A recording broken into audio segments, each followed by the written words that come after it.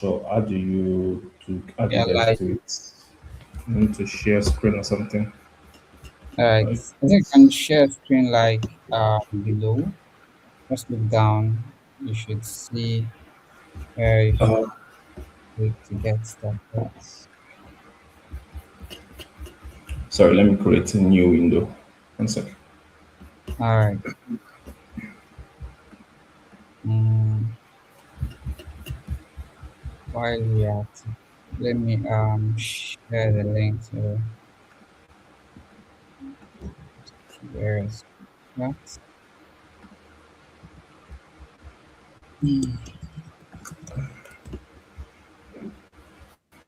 Excuse me. Um, so I can copy this link and I drop it here. Perfecto.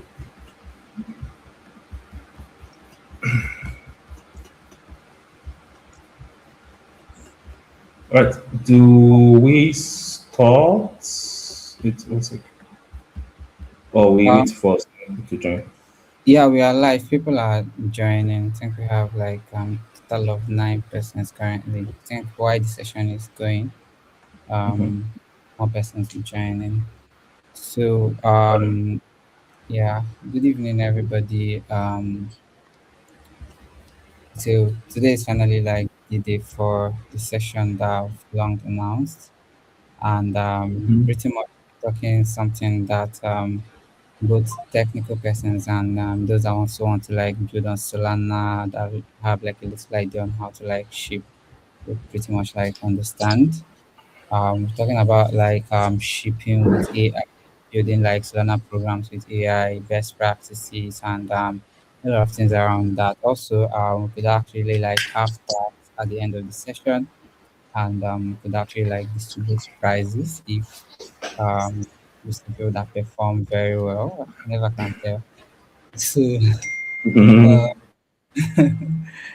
uh, we have Charles here.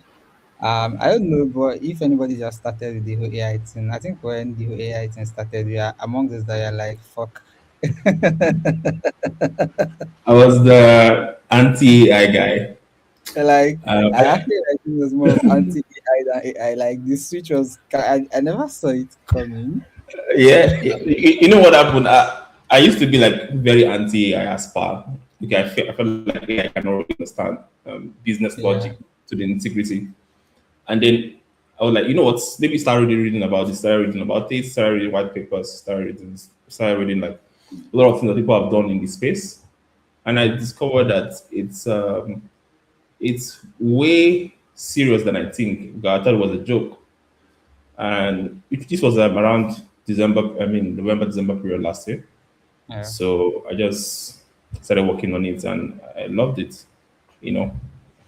Yeah, and I think one of the cool things you've done so far with it was that building one shot in Solana program stuff like this Yeah. the So timeline and yeah. yeah, replicates for Solana.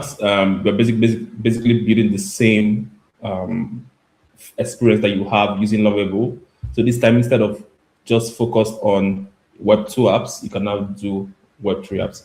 It's very, it's so far so good. It's not a simple thing to build, especially for Web 3, in the sense that a lot of, especially for Rust, chain tools, tooling systems, it's not as smooth as, because right now the product can build out a full front end, Next.js, back end, everything once. Right?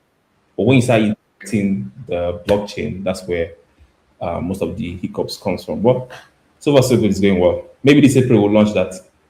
I can't wait actually. So I think we should just get started already. I'll give you the floor and yeah, so we have her. Yeah. Funny enough, my name in the group is Chale. There's no S. Anyways, yeah. So today we're looking at a technical guide around building programs with Solana. I want to look at how to do it, best practices, and all that. Today is more of the intro call, so I'm going to also go to fundamentals as per how Solana works, from ground up. Because now that we have AI, now that we have like something to write our code for us fast. What we need to focus more is understanding, having a good mental model of how the thing work, so that we can be able to just use our AI to spin up or write code faster. But we already know as a block, this is how it works, this is how it works, and then we are not so lost in the process. So, sorry. Right. So basically, the duration of this course is designed for Web 2, and they intentionally put EVM based developers. Just basically, if you have any experience about Web 2, I mean, about EVM, any other EVM based chains, if you don't have any experience at all, if you are just even a newbie, nothing at all, this particular presentation is for you. So basically, you're going to break down how Solana works and what makes it important for us. So what's Solana? Solana is an high-performance blockchain designed for speed, low latency, and massive scalability. Right. Number one, speed, low latency, and massive scalability. And in this course, you will see why Solana is very, very scalable compared to other chains, and what made it, the chain for any person that want to launch something on the Web3 space. So number one is the global database. Think of Solana as a global shared permissionless database where codes, which is programs, can run autonomously, right? In the sense that Solana is like a store, and in that store, I can store functions or programs inside. Programs is basically just imagine you do a method in JavaScript or a function in JavaScript, right? Just one block, you can store it somewhere. And that thing, anytime I call that method, it can run by itself in that same global store, right? Which is database. Then performance metric, unlike older blockchains, Solana targets sub-second finality and transaction costs that remains nearly 0.0. I mean, you know this. If you do simple transaction on Solana, maybe if I send so to Alex or he sends so to me, we basically don't spend anything. Compared to 2022, when there was a proof of stake, proof of work in Ethereum, we were spending close to around $10 per transaction, but we have proof of stake now, so it's easier. The other note is the key differentiator. Okay, so Solana use something called proof of history, which is not Ethereum use something called proof of stake. These two are very different. And proof of history is really why Solana is faster, because it doesn't need so much manual process in the whole flow. Just historical reference, and you'll be able to add your transactions on chain. So to wrap this up, Solana is an high-performance blockchain designed for speed, low latency, and scalability. All right. Sorry. So we want to look at the paradigm shift of Solana and Ethereum. Ethereum is a very good case study of understanding Solana, so that you can be able to appreciate the beauty of what Solana does. So Ethereum itself uses smart contracts, what they call smart contracts. In Solana, it is called programs. And both the logic, that's both the function and the data, are stored in a single smart contract. That means in Ethereum, if I'm going to send Alex USDT in Ethereum, that same USDT will have a specific contract address, right? That contract address is what Alex and I are always going to use to reference who owns what. But that's not the same thing for Solana, right? So a simple use case is, imagine a wallet address, OX11 is the USDT wallet address. If I want to send money to Alex again, it means that I need to get that OX11, put it in my wallet, then press send and put some amount of money, and then it goes to Alex. But that OX11 can also contain funds I sent to somebody else. Multiple funds are stored in a specific contract, right? But it's not the same for Solana, and we understand why it's not the same for Solana. So Solana use something called programs, and these programs are stateless, right? So which means that the functionalities of your code the programs you're going to write in the end of this course, they don't store data. In Solana, your programs don't store data. Your programs only interact with accounts, right? So if you see the next list here, it said these are stateful data storage accounts, right? And Solana use something called polarization, which means because um, because program specifies which account they will modify upon, Solana C-level runtime can process thousands of non-conflicting transactions simultaneously. Now, in the case study again of USDT, USDC, so let's say I want to send Alex USDC, right? Once I send money to Alex's wallet address in a USDC wallet address, right? Um, this time it's not going to go and it's not going to be stored in the USDC contract. It will create a USDC wallet address for Alex and store it there, which means for every new token that you have in Solana, every wallet has their own USDC, has their own token address mapped to that token. So we don't have one store, we have multiple store. So see it like um, for Ethereum, see it like one to one. For Solana, see it like one to many, right? So for instance, my USDC address that I'll send to you would not be the same. My USC, my USDC account address will not be the same USDC that maybe, let's say, Harry will send to you. Account address is different, right? But of course, you are going to interact with one USDC contract and all that. But at the inner level, it is going to send the money to the right place. Which means what that means for us is for Ethereum, if you imagine you have 500 million people that has USDC in Ethereum and they store in one contract address. Problem with that is that there are going to be a lot of, so when you want to get the customer balance, you need to go through those multiple loop. You need to find that particular person. You need to go through. But if I have one to my own wallet, if I want to get your own details of the USDC balance, I just go to alex.usdc and it gives me details. Because now I'm not, because your own is mapped to you alone. Nobody else can be there, right? Can I see if people understand so far so that I don't? Is there a way to see? I think it's in the chat, but okay, let me just switch on the comments on stage. Yeah. So if anybody is commenting, I think we should be seeing it. I don't know if you can see it now. Everybody just say hi if you are here. Just say hi. Wins in the chat. Okay. Good stuff. Now let's go to the next one.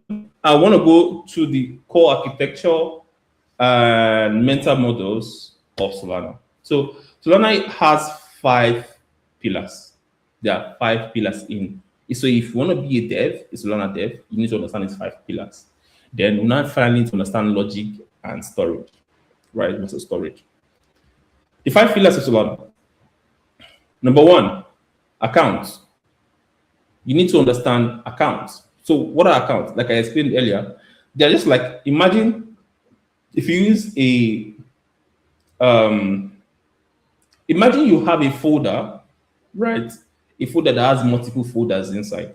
This is like a very good way to explain Solana. So the folder is Solana blockchain. Inside that folder, you have multiple folders inside. And one of those folders is called account. And that account, just imagine, so for instance, what they say is it files in the Solana operating system that stores data or executable codes, right? So that account is used to store data where your program, which is the smart contract that you write, as referred to in Ethereum side, it is those, your programs are going to read from those accounts or update those accounts, right? You will see how it's been done. The programs are going to read to those accounts or those accounts. The code you write finally and push to Solana blockchains, they are called programs, which is number 2. They are basically executable code that live in an executable account, right? Because account is a storage form, programs still need to live inside that chain. So they live there. Now, once if you have ever done anything with like JavaScript, and before we used to use var in JavaScript, it used to be like, now things has changed a lot. var is like a global scope where you can just put something and add it, and maybe you're using the calculator, you can just say top up 1, 2, 3. You can't do that with programs. You can't store something on like a um, something that will hold data in a program.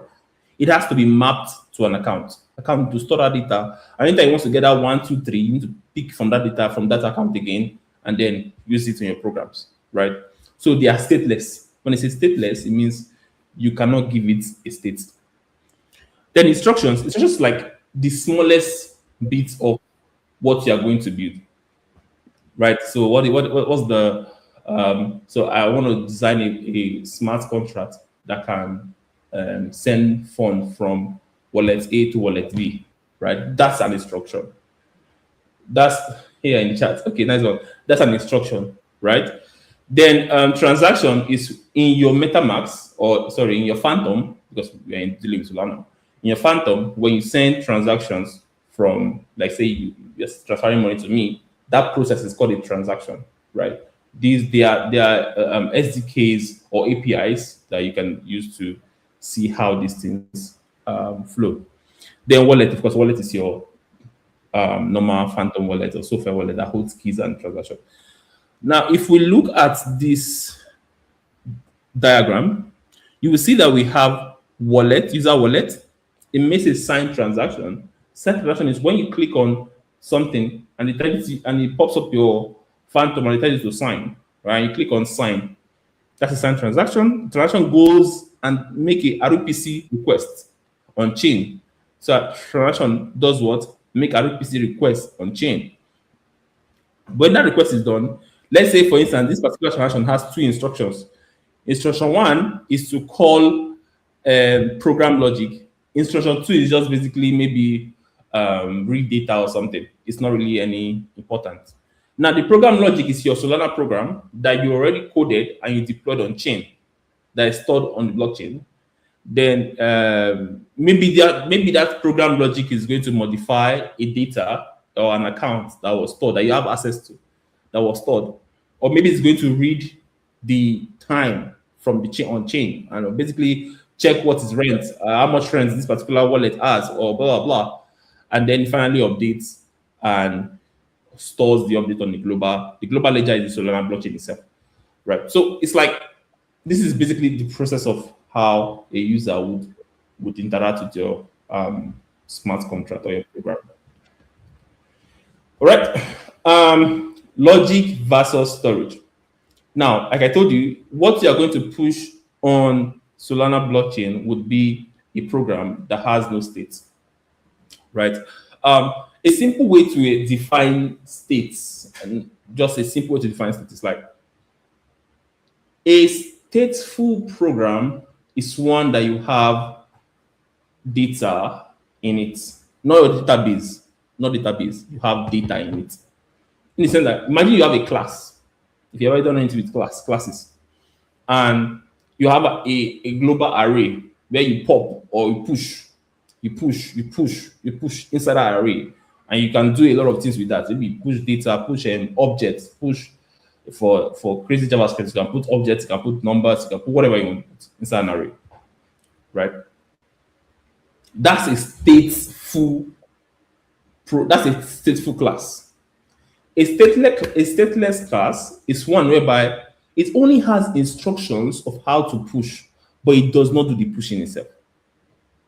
It only says, look, call me to add to an array. Then you cannot come from the outside, you cannot do dot add bracket, whatever I want to put in an array somewhere else, maybe not stored inside the class. That is stateless class, right? So your functions, your programs are like functions, a simple JavaScript function that does not store anything. It's stateless, right? It doesn't have anything with the with updating the outside world. It just only knows the instructions to do it. I mean, it can update the outside world, but internally it doesn't have any store. Then accounts are now the database. Accounts are now where, so instead of putting that array in my program, the array will be stored in an account. So think about this when you're building your smart contract. You have to define, okay, I want to store some things. I'm storing this in a. If I want to store anything, it has to be in an account. If I want to execute something, it has to be in a program. And this is how you're going to design your structs or whatever mechanism in your anchor programs, right? So when you want to update user profile, you send profile account to the program. The program checks if you have permission, modifies the data in the account, and save it back to the ledger. Now, just so I can be sure the chat is following. Why would the program check your if you have permission to update that account? Why does it need to do that?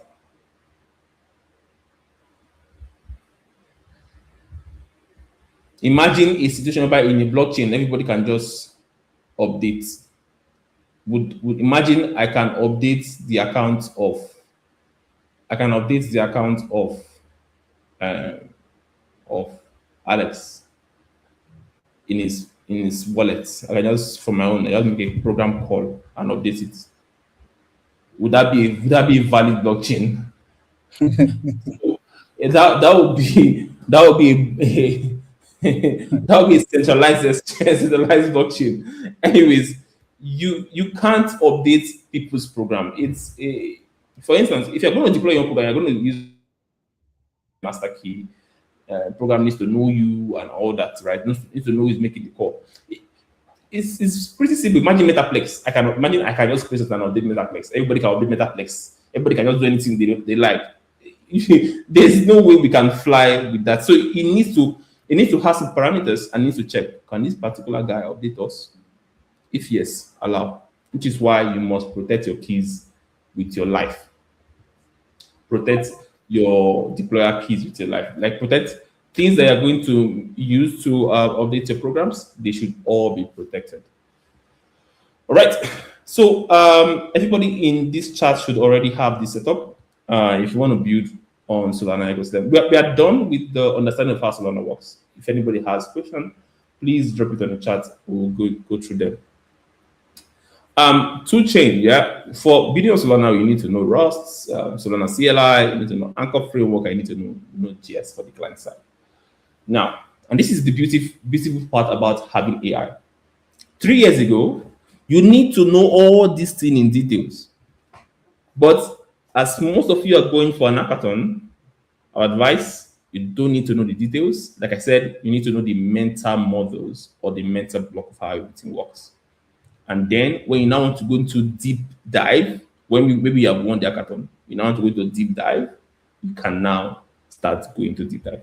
Because there's a lot of things to learn. The Rust alone will take you months, let alone coming to add Solana CLI, or coming to add Aqua framework, coming to add Node.js. So the smartest thing for you to do is to see how can AI, build this thing for me without me struggling too much. I mean, I understand how it works, but at least I don't need to learn too much. It's not a bad thing. It's not. Like Alex said, I used to hate these things before. It's not a bad thing because the coding part of any tech job is literally translating an idea that you have in your head to reality. So if something can make it faster for you, please use that thing, right? But doesn't mean you will not know you don't have domain knowledge of what you're working on, right? I'm saying to go fast and see things you can use this, then in the future you learn more, right? So we're going to go through an enhanced workflow of how Solana, how to use AI with Solana, and then we'll just see some example. Like we're going to build live. I've not even prepared anything, but we're going to do it live so you can see my errors.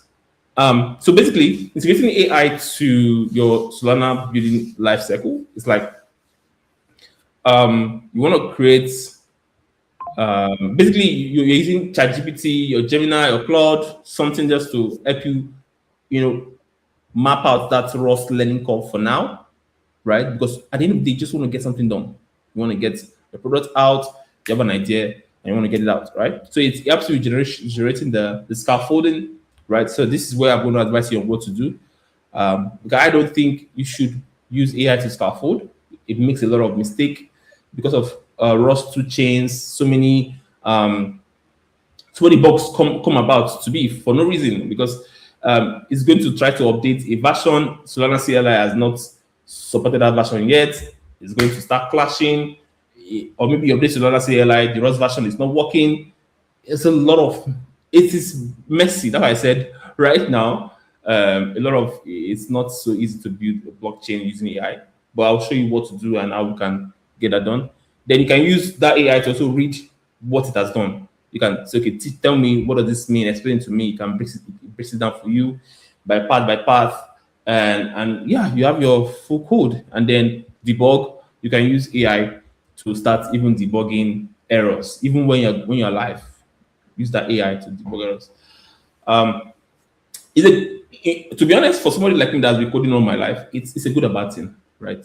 I mean, I miss the part whereby we feel very important that we can do this in ourselves with our hand and just knock it, and everybody say, hey, Igwe.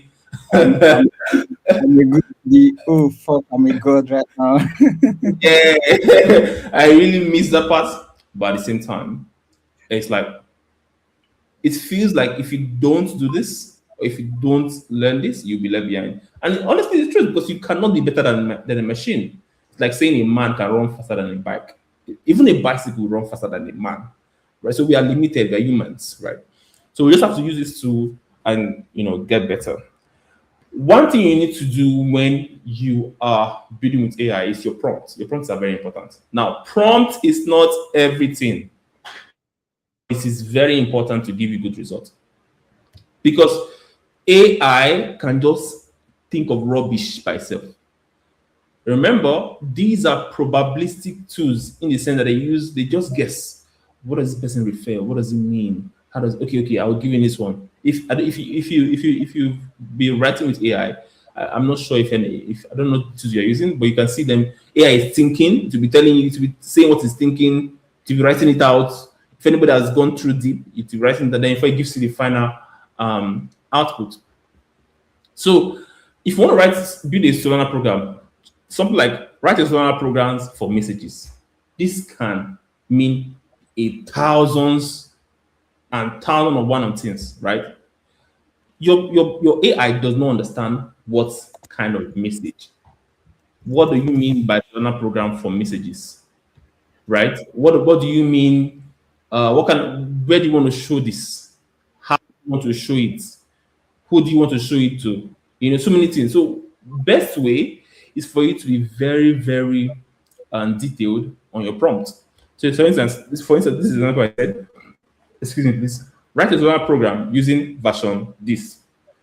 You should have a message account that stores string and public key of the author. Include utilize the account and another to update the message, ensuring only the author can edit, right? So this is a good prompt. Sorry, I am getting. Oh my god.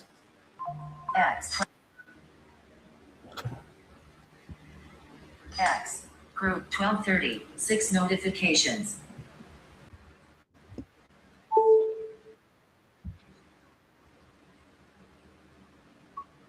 Sorry, are you hearing the call? Yeah, thank you. Oh, Voiceover off. how do you turn on voiceover? My phone has gone to voiceover. All right. Okay, so a simple example that I want to do in our test right now is the message board app. Want to be an app called a message board app. So first of all, this is the prompt we're going to use. Create a Solana program that creates create an account to store a message, stores message, authorship, timestamp, allows updating the message, blah blah blah. Now you don't need to say create an account. You can just say anything, right? But just explain what you want to say in detail so that it doesn't guess things for you. All right, so I guess this is where we are now.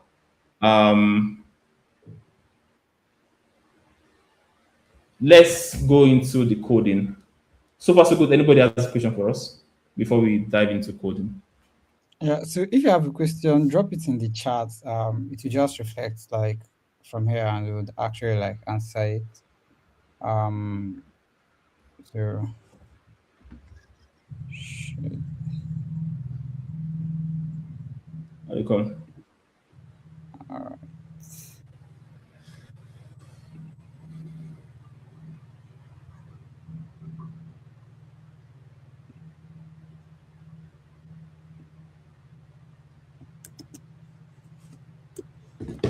Okay, so I need to create a new project. Give me 1 minute. I'll do this guy, and I'll do. Let me see new folder. So lock.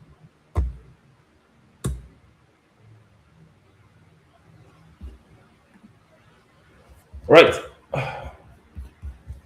I think I need to reshare so that I can share my. So that I can share my.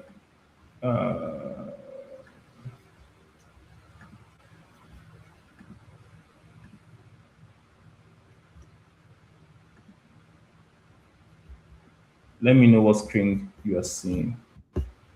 yeah. Okay, good. So, guys, I'm using Cursor. Um, oh,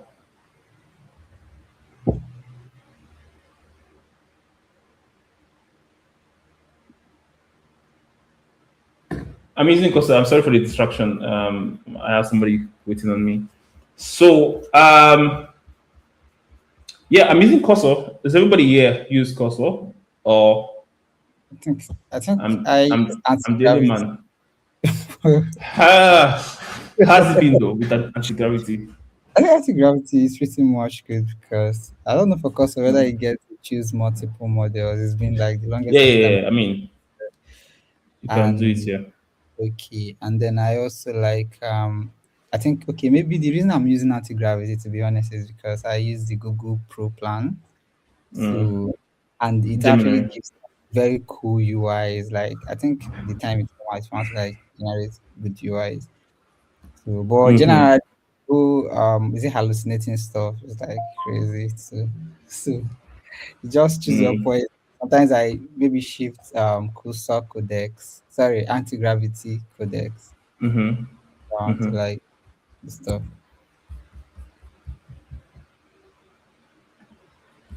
All right. I would. So like I told us, we don't need to.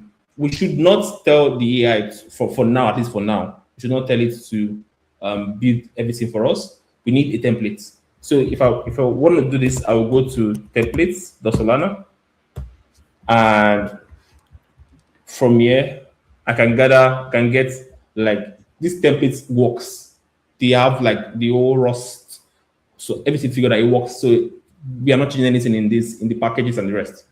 So I'm going to use Anchor, the Anchor Nest.js one, and it gives us instruction on how to install it. So copy this, and we are going to come here, and I will just go to my terminal on this, and I'll just paste the code. So of course I have npx, I have all this thing in my global store. I will call the project message. Let me increase these fonts for people. I call it message board, and it's going to clone the project. So let's wait while it clones. While it clones it.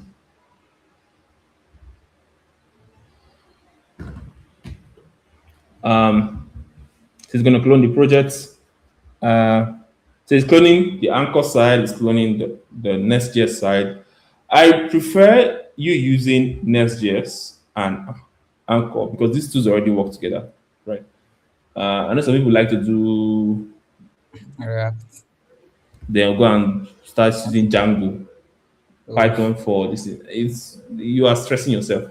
Just go do whatever you want to do to get out there quickly, because in this AI age, anybody with your idea.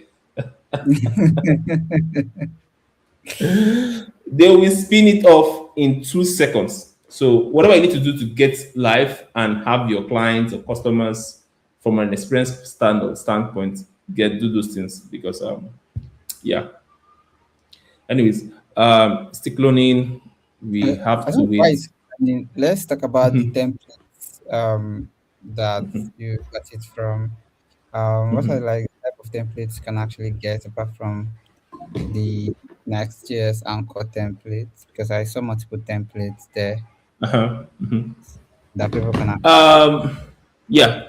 So we can get the simple Next.js templates that works on Solana transactions, which means that with these templates, if you just phantom making another PC call or call DevNet solve, this has it packaged right for you.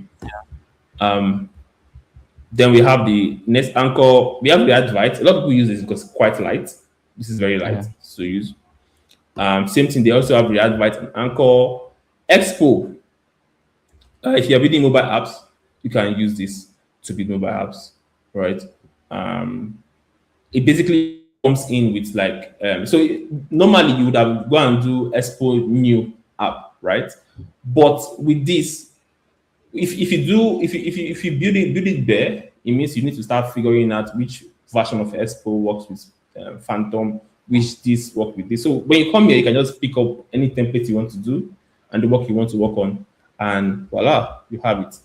Um, so basically, you also have for Pinocchio. Pinocchio is another alternative for yeah, in smart contract and auth base. So yeah, this is where I mostly come to pick templates to just get started.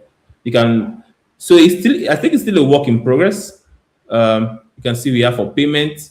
OX 402 is agentic payment. If you want to have agent to agent making payments, maybe you build a Solana service that has an agent, and if work is done, that agent needs to get paid.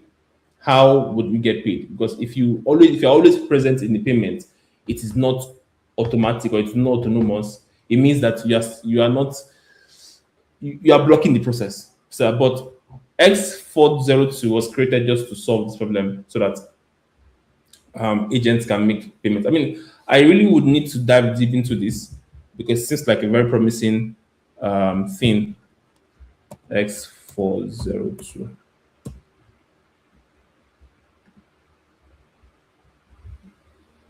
Right. So this is where open standard for internet payments. It absorbs the internet, blah blah blah. So yeah. Okay. Let me see. We are installing npm now. Just to follow up, how many people do you see have in the call? we have about 168 persons on the call. 100. Interesting. Okay, so please, I would love your questions. I guess a lot of you will have a lot of questions. Make sure you send it to us. Like we need to. Don't be shy. We are not Yeah, going to and we bite. also have like a Telegram group chat, just in case you have questions later on when you're trying to like maybe test out what we've done so far. And you could just basically ask the questions, drop what you've done. We just like, go through. Mhm, mhm. Okay, so we're still installing. Um, don't worry, my internet is fast. I guess. Let me see.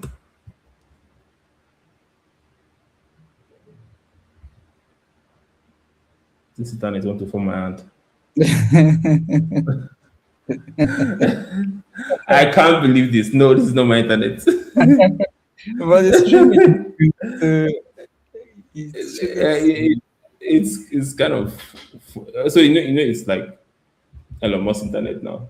Some are better, some are slow. Yeah, it's almost done. Right, it's almost done. It's almost done. We're almost there.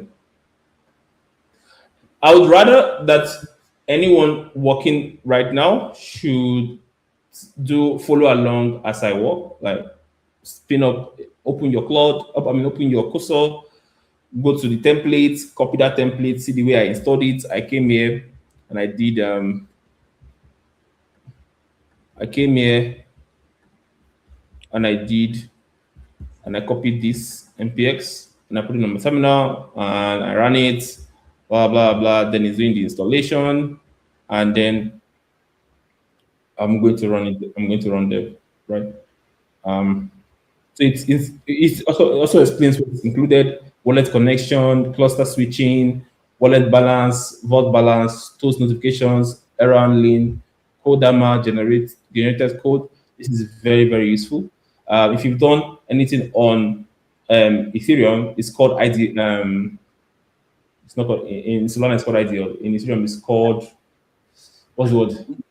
I think it's I think that environment where you get to call the smart contracts. It's called something. A smart contracts. Let's say Ethereum Yeah, it has can smart ABI, contracts. ABI, yeah. ABI, yeah. It's called an ABI. So basically, if you come here in Ethereum, if you come to contracts, so this is an Yeah. ABI, right?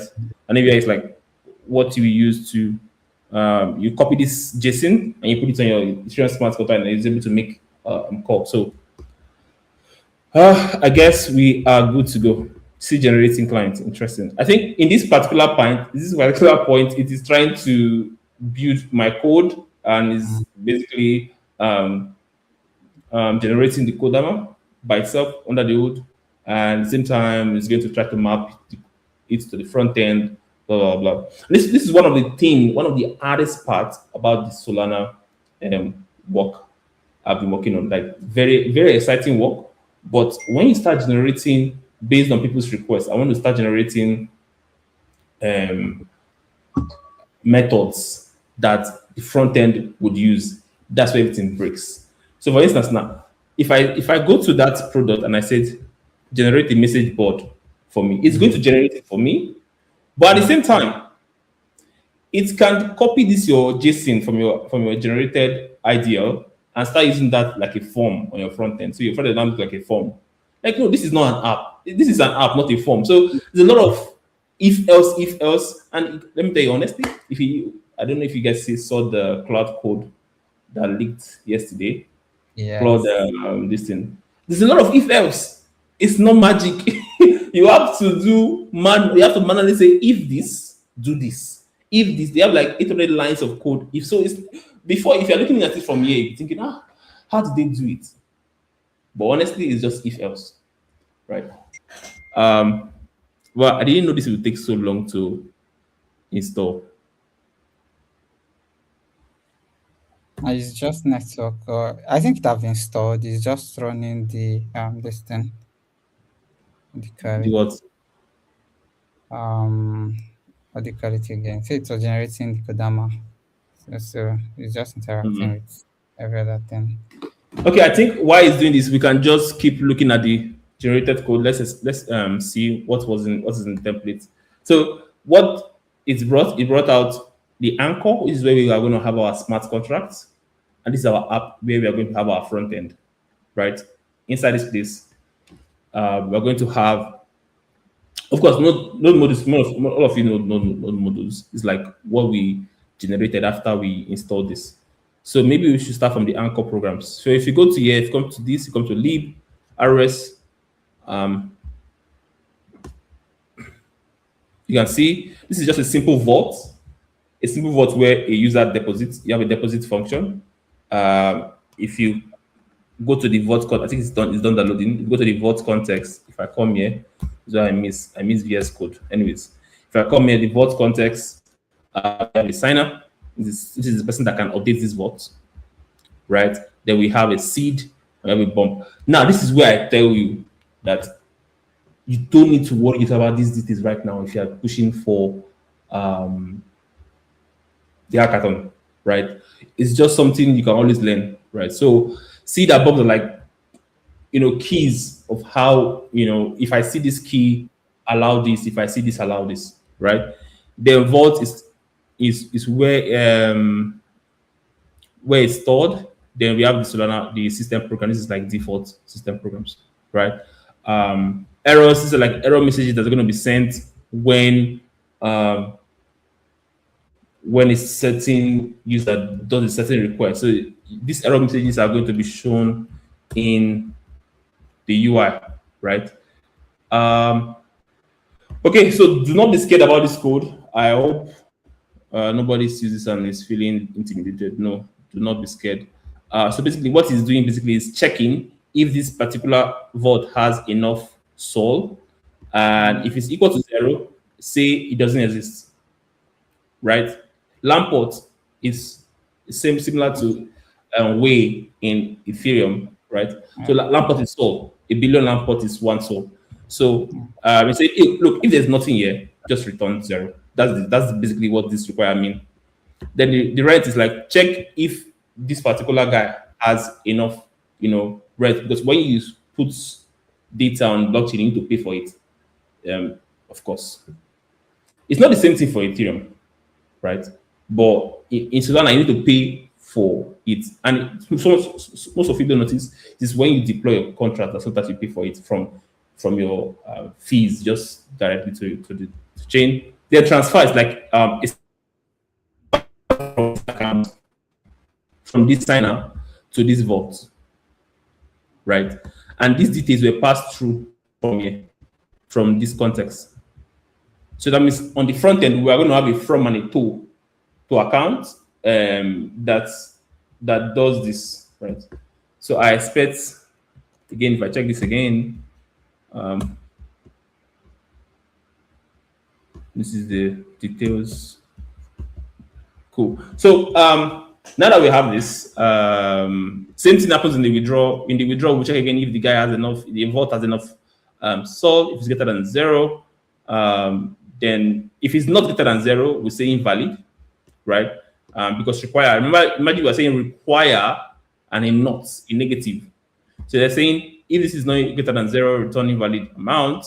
Then we'll do the same process that we did in the in this part. Basically, give it the bomb, a key, collect the bomb, collect the key, collect the seed, then we'll make a transfer, right?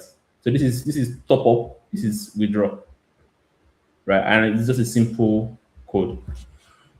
Okay, I think we can do APN run dev.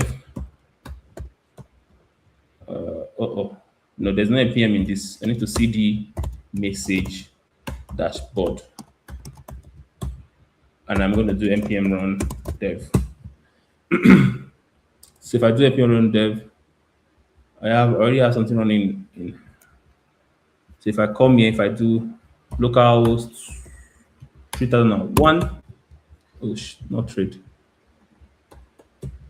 So this is like the default template here. Now we want to build a front end and a smart contract for this, for message board. So what I'm going to say, yeah, it's called programs on Solana. Yeah, just kidding. Don't mind me. You know what I mean. Yeah. So I'm going to use the right word. Programs. Yeah. Okay. Look at what I'm going to do. I am not going to write this thing myself. I'm actually going to use the voice. Yeah. But I also notice that sometimes I get very tired because I need to explain writing this myself. So I'll put this here. Then I'll say I want to plan because it's like first hint. So let me say, okay, I can't do this. Let me just type do not change versions, updates, add the programs, sorry, to the anchor folder. Then I'll say update the UI to suit new program, creates a premium UI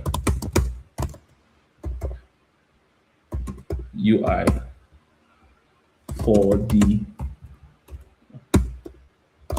program. Then when I say ensure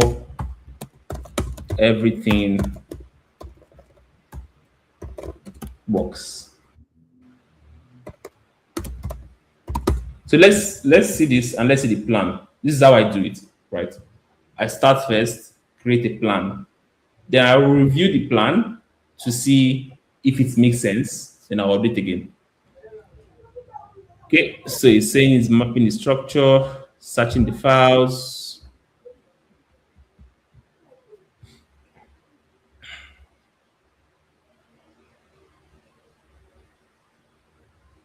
There's a mistake already.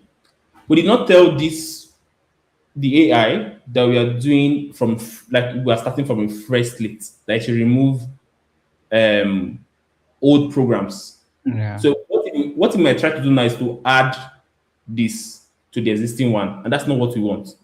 We should have told him, okay, look, remove the old ones and um, add this. But let's see what it's going to bring for the plan. This is why you need to always plan. You need to always add your plans. So basically, the plan is just for it to like tell you how it's going to Mm, like carry out the task.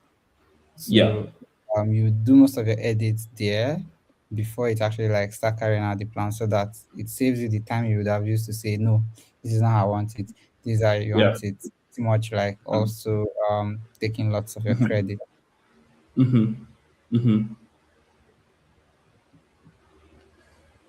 Because you're paying for everything. All right. So it says, how should the new message app relate to the existing program? Replace the current. In fact, it haven't told us. Replace the Yeah. current vote focus page with the new one. Keep the vote. So we want to replace. What account model do you want for messages? One says one message per account. Allow each wallet to create multiple message. Which one should be better? Let's use A again. One message per account. So continue. Honestly, my go-to AI model is GPT. Yeah, I think GPT you've had 5.4. yeah, very What? good. I think it's very good. GPT? Oh, GPT 5.4 has been so impressive. I have used a lot of them, but this is like novel. And please, I know it's not easy, but try not to use auto in Cosm. This is the worst AI you can ever use. Auto. But you can use it if you don't have enough, bandwidth because I pay for like larger plan. So okay, so it has given us a plan. So let's read it. Add a new anchor program in the existing workspace, message bot slash anchor, and let each wallet create and later update a single message account, story message, author, and timestamp. Then replace the current vote first front end, blah blah blah. So it's saying basically we want to add it to the message block, then we are going to replace the front end. Existing integrations is this and that. Implementation had a new anchor program without changing versions. This is very important. Without changing versions, because then it's going to work. It's going to use the same CLI, the same Rust version, the same Solana version, whatever. It's going to make sure that it works. Register the new program. Implement accounts such as message accounts containing public key, string, whatnot, hard focus, retarget code generations to the new ideal. So it's going to generate in code lab and try to map that code on the UI, right? Replace the home page with a premium UI. Remember, we told it again, use a premium design. Um, so it's connect the wallet, does the flow, verify full flow end to end, and then note, say version stays exactly as it is. Only new program code and generated client target and UI wiring styling. The existing vaults program will remain in the workspace, but the main UI will be pointed to the new program per the selected scope. I think this is what we want. So what I'm going to do now Well, I is think we could actually like remove the existing vault program, because I think it's persisted at that point, because we want to actually like remove that and replace it with the messaging program. Check on notes. I think on oh notes one, so it said something now. the existing or note Okay. here. Yeah, I see it. I see it. Versions. There's this. Okay, this one. The existing Yeah. vault program can remain in the same workplace. Okay. Updates. Let's say updates plan. Existing vault programs should be removed to only message board program, right? Let me see.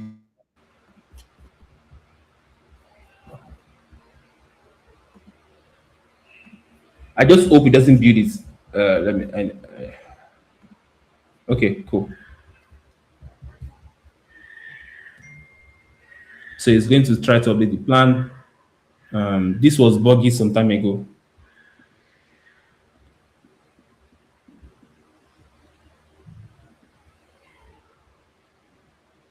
Okay, good. Updating the plan so that the vote is moved entirely and the vote becomes message board only.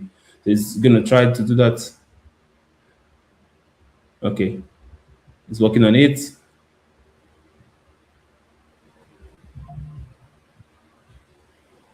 Right. So don't forget if you have questions, just drop it here. We are going to look at them. Okay. So cool. It has updated our plan. And if you come back to notes, that the final workspace should contain only the message bot program and corresponding UI/client flow with vault specific programs and UI pieces removed. Right? Right? I guess we can build this now, Alex. Yes, yes, yes. That's it. All right. So this is how basically you do your AI programming. You write, do your plan, you write, you learn, you read through, you update, do more updates over and over again until you are satisfied. Right? So it's started working. So why is okay? So how about people that building like a full scale application like from end to end involves not just this AI part. Let's say there are parts where you have to host it. There could even be like part of your application that needs like a server. There is there is also like Hmm. some part of the applications that like these parts are where like AI might not necessarily like tell you what to do. Right? It has Hmm. written right? It's pretty much will go as far as maybe creating a .env file, but it won't tell you where to put it when you're now about to host it. It won't tell you like all those things.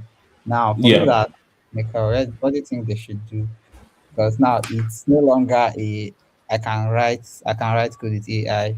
Now experience of maybe previous experience of like shipping applications and all that. So what's like your take Hmm. on that? Because it gets tricky because most people will be like, I can just one shot the application. I can just build, Yeah. but there are actually like things outside writing actual code. You need to understand some of the things AWS and the rest like shipping. So what's like your take on that? I think that's where you now start using the product I'm building. It will help you build everything and give you a URL, just a link, and you share it to your friends, and you don't need to worry about deployment, EMV, all the stuff. It's all self-contained. Anyways, Uh, what I would do if I was you is to use, um, excuse me, is to so use still use AI to tell you what to do. okay. Right. So, how do I deploy this? AI will tell you you can do it on Basel, you can do it on Render or Railway, whatever. AI will tell you that. But yes, it's of course this is where we now have an edge as engineers because we are common. It's not so simple like people Yeah, think. It's yeah, not. It's not as because to my elder sister who is just a businesswoman and building a blockchain product, telling her Vassal or this or that is not as simple as we think, right? it's more complicated. In fact, it gets more complicated for them. So they just need like a place to do everything. But at the same time, if you want to do it, and you're like a student and you just want to figure things out yourself, always ask AI. There's a lot of things you can ask AI. It directs you, gives you line. If error happens, copy that error, put it on your AI again. What does this mean? Where can I check? And then you have a lot of back and forth, but you're going to learn. Then finally again, you can just use my products. In fact, it should have been a good time for me to just share link, but then I don't have it deployed yet. It's fine. So I guess we have done. So it's done building the first part of it. It's going to do the. It's using Light SVM. This is so impressive, right? Yeah. People don't understand how far gone AI has gone. I feel like people who are against it don't really, really, really understand. This used to take us days or weeks to build. As simple as you may think, like take you all day to do a message board. Why? Because you are a human being. You make errors, like a lot of left and right. Sometimes you make Yes, you do a lot of things. mistakes. It's not, and yeah, that's why I say it was like a superpower for us that our guy could not do that. Now, if I carry my hoodie and wear my this thing, and do anything, And because also keeping up with new updates and technologies, like because Mhm. nothing is to like understand everything, and then tomorrow there is a new way of doing something I used to, and it's stuff like soft pulls. Not everybody that can see soft putting now. But Yeah. with AI, you could just say, okay, I want this thing to run me tests, like mirror all the things you've done on software, and know like how the program is going to run when people are actually like Mm. using it live.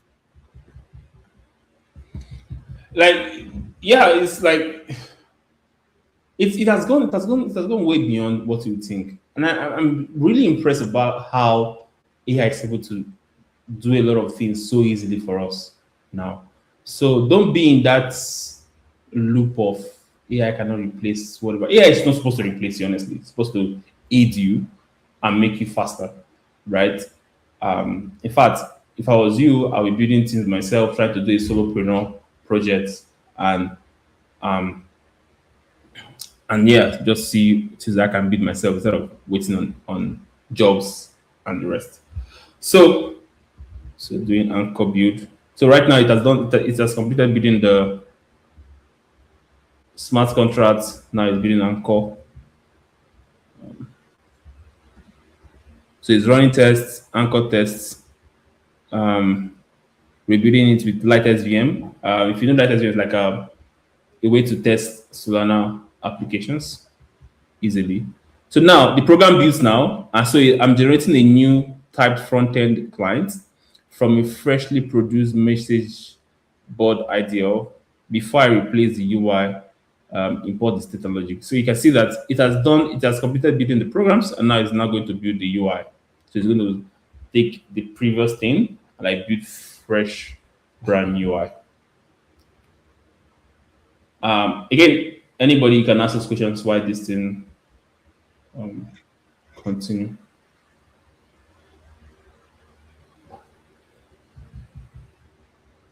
So it's building out the UI.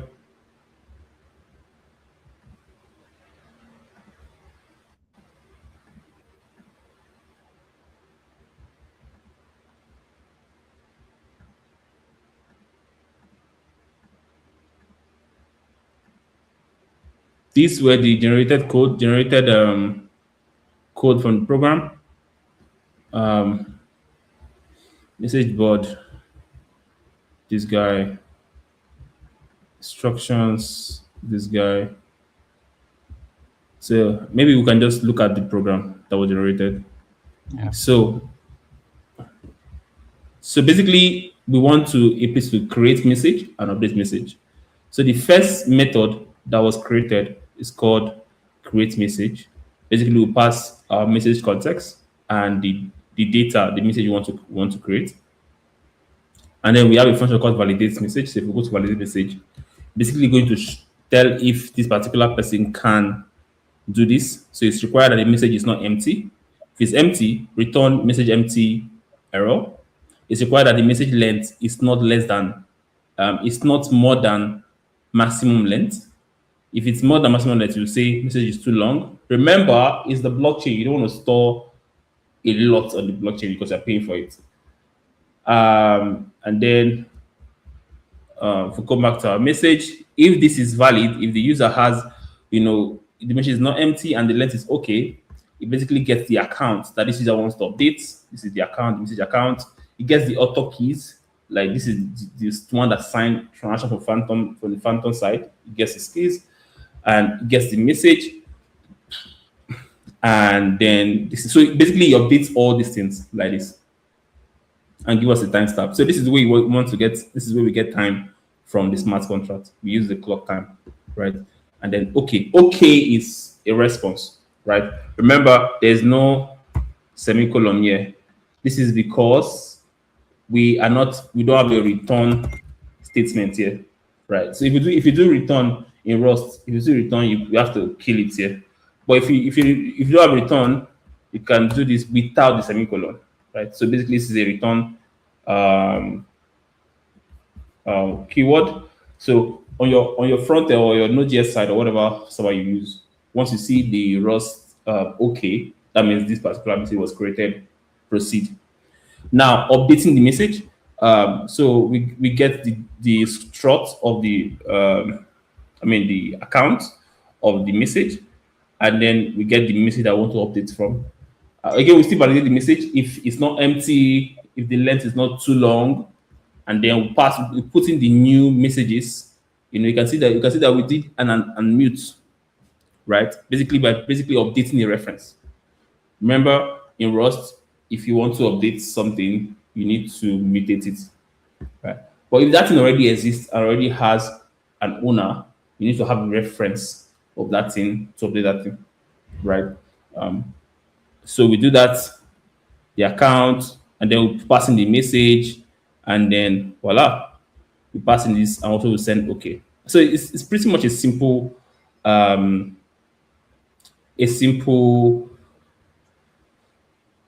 contract, or a simple program. Sorry if I keep using the word contracts. So create message account is like, okay, how are these messages stored? Remember, an account will store data, an account to store this stuff.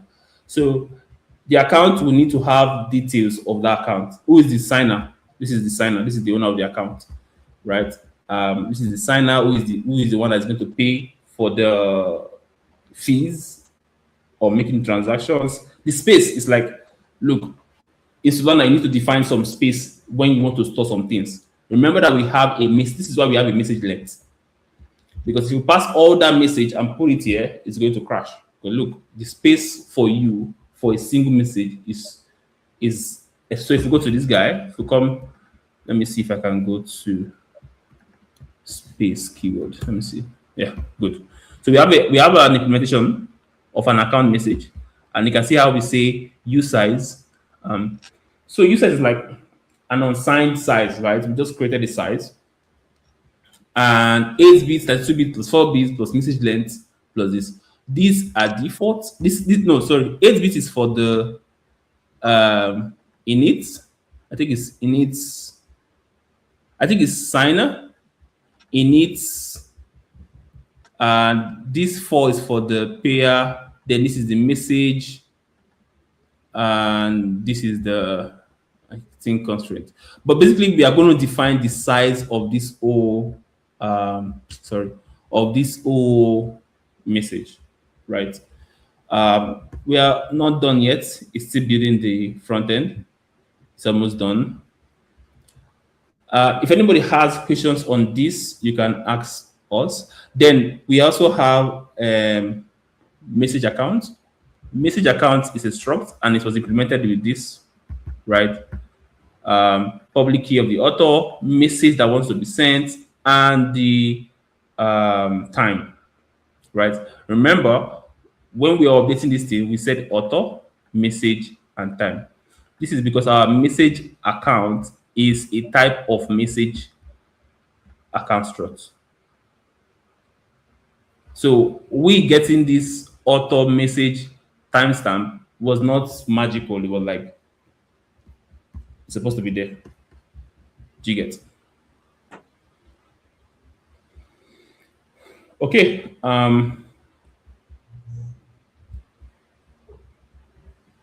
So we are running tests now. After this test, we are going to test the front end and see if we have a full blown. Now it didn't cost us up to 30 minutes to do this thing. This is plus front end, back end service if there's any back end there, and smart contract. This is I hope people don't know this was not possible before. This was So never possible before. time is money, and now you get to pay for it with AI. Yeah, yeah, that's the only downside. That's the only downside is that my fear is young people like students, because I remember when I was learning to code, I don't have money. I don't have 30,000 to pay for AI stuff. I don't have it. So my only fear is that these people may not be able to. There's now a restriction to entry for people who don't have money. So that means if you are richer, you're going to be successful more than the other Yeah, students. Why before it was like bring your brain, I bring my brain. Whoever dies.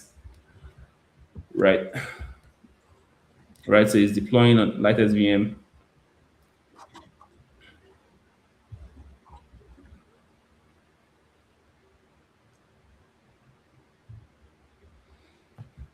Okay. This is the last side of things. I guess it's largely done now. I think it's making some mistakes. And all these things that's happening is going to burn a lot of tokens, a lot of tokens, because we did I mean, it's running tests, it's building front end, building back end. You can see the way AI is thinking. It's thinking that I'm considering whether I need to patch a depreciation warning, blah blah blah blah. It's just trying to see what I can. Okay, it tries to change the build command, build SVF and that manifest file to it. Let's see. Say on change test pass now, but I want project scripts to work reliably from a clean checkout. Okay, let's see.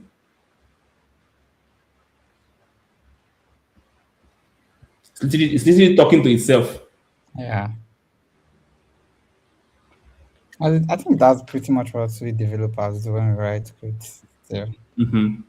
Hmm. I think you evaluate your options, what is the best, is to have notes. Basically, like you take notes, you have your Hmm. whiteboard, and then you tick off the list of the ones that you think are the right ones, and then it's just Hmm. mirroring our normal behavior. That's Normal why behavior. you say this right. Can't like outthink a machine as much Mm. as we are the one that will guide it through how it's going to go. But once it has those patterns right, it's basically garbage in, garbage out. Whatever you give it is what it will give you. Yeah.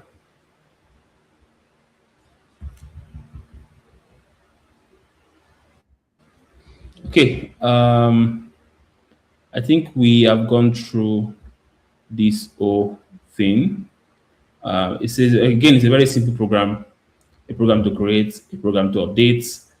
For you to create, you need to have accounts to store this message as on create. You need to have an account on update. Um, sorry, an account on update. So then this is the account that does the storage. This is the one in the storage. This is one that defines space. This particular one defines space, and yeah, good. So it's doing APM run. I think I need to kill this server. This could be blocking it because it will be trying to try to run my server at the same time on its own, but my server could have old artifacts like old data, and then it could be making a lot of errors because of that.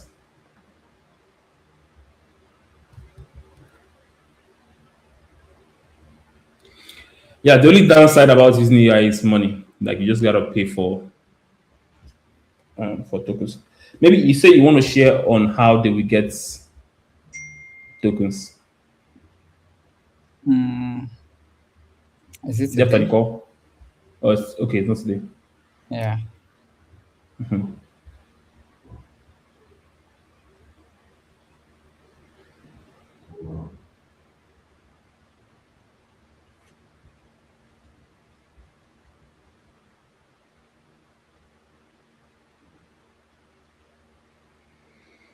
I think it's largely done. It's just in test. It's testing. It's testing.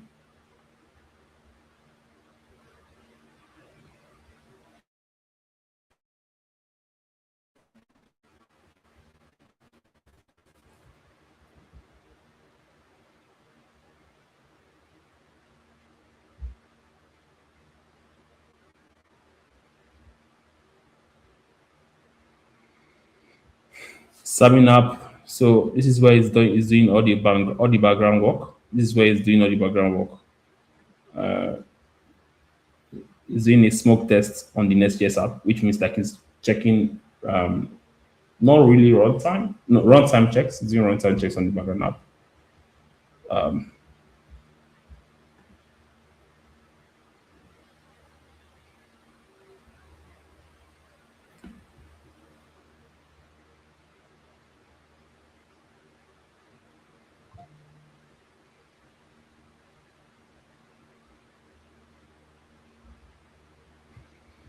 Okay, so this is how AI works. Basically, it takes time. So don't get.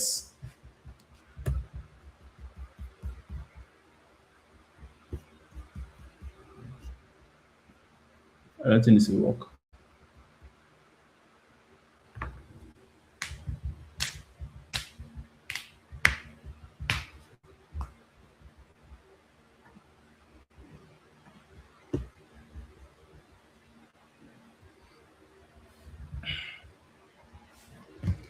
You can also join Solar Devs if you want to see more of this. I think we'll start pushing more of this on Solia. So if you want to see more of this, you can always join Solar Devs. And I'll be in the group. I will be in the group. So you can talk to me in the group. I'm saying hi on the group.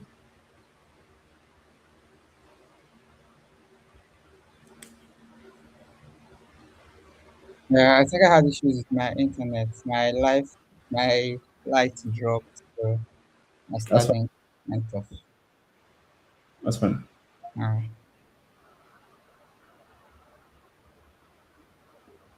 Where are we now? It's running production tests on the Next.js app and it's exploring, checking the dev machine, checking the terminal. They did like a front end test and discovered that some things were not okay. Okay. Saying the page is blank. Can you see? Yeah. I see the page is blank, but I'm about to. Um,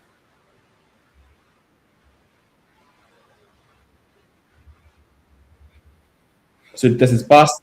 Render successfully. No critical issues. Um, yeah, I think it's ready. Yeah. Page is production ready, and all the expected components rendering correctly in the disconnect wallet state. So now it's going to test the connect wallet state. I mean, it's very detailed. Yeah, because Honestly, hmm while writing code, I think some of these tests you actually miss them. hmm Like the connected state. Like honestly, if I was to be building, I'll be building from like the connected state. Right. And I pretty much forget about the disconnected state and all that.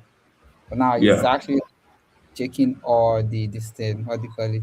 All the filling points and all that, which maybe is something you'll be figuring out. Maybe when you are done building, you can start checking all those things one by one. Why is something you would have factored in why you are actually like shipping? Something is off. Let me see. Port is already in use, but it's supposed to use another port by itself. Not sure why. It said localhost. Let us go to localhost 32. Yeah. Oh, and the Voila. UI is pretty much good. Clean. Right.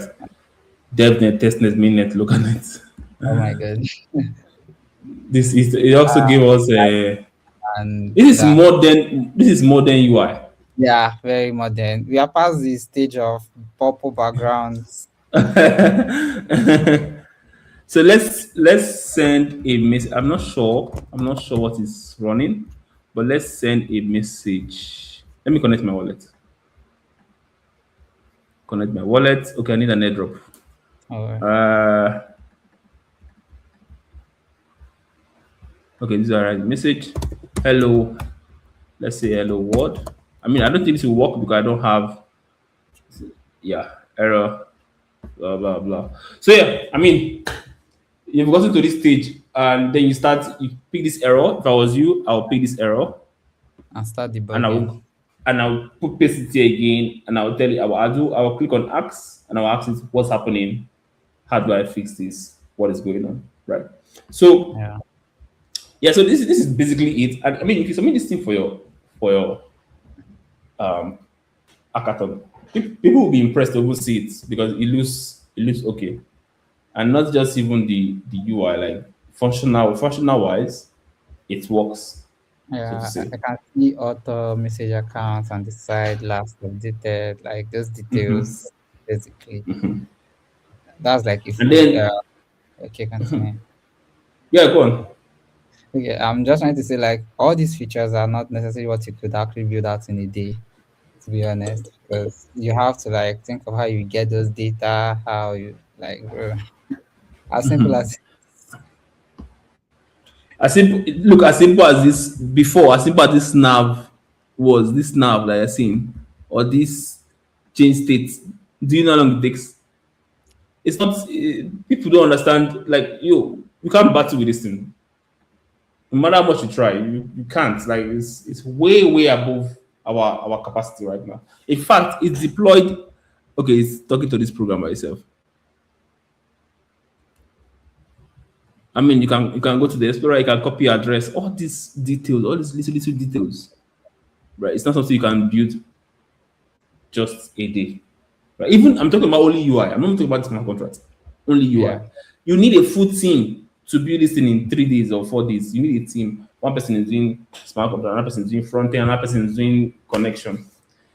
All right, I guess this is it. This is where we'll call it. yeah, Then I'll send some tests or assignments on the Telegram the group channel, chat. Yeah, and then when they send us some maybe GitHub repo, I just review yeah, them on the call and yeah. give some other tips on how to build Okay. contracts. Yeah. All right. Thank you very much for today. Tomorrow, I think is when we'll wrap it up. We could go through what we already have and also for the tasks that will be dropped in the Telegram chat and we'll also go through some of them. So I think this is Okay. where we call it a day. Till Do you tomorrow, have guys. any questions? Yeah, I don't know. Does anybody have like any question? Not seeing any. Let me check the chat. Okay. Uh, Is this streaming on Twitter? yeah, it's streaming on X and also on YouTube. The official Super Team Nigeria handle check on there. Should be seeing it there. All right. I think I'll be ending the call. So yeah, we'll continue the chats in the Telegram group chats, the tags and all that. All right, now thank you very much, All guys. right. See you guys I'll be tomorrow. tomorrow. Yeah. All right. Bye, guys. Yep. Bye.